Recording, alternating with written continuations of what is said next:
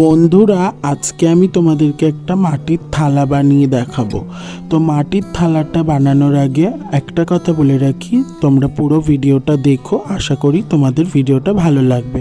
তো ফার্স্টেই দেখো, আমি এখানে নরম মাটি, খুব নরম না, মাটিটাকে ভালো করে হাত দিয়ে মেখে নিয়ে এবার কাপড়ের মধ্যে নিয়ে বেলন দিয়ে বেলে নিচ্ছি।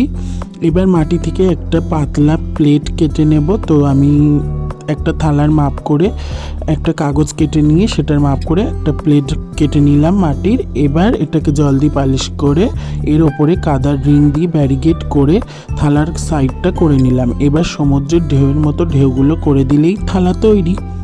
এই যে সমুদ্রের ঢেউ, খুব সিম্পলভাবে দেখালাম। এই ডিজাইনটা কেমন লাগছে পুরো ভিডিওটা জানিও, আর ভালো লাগলে আমার চ্যানেলটা সাবস্ক্রাইব করে দিও। আর এভাবেই তোমরা পাশে থেকো, তোমাদের জন্য আরও নতুন নতুন ভিডিও নিয়ে আসবো।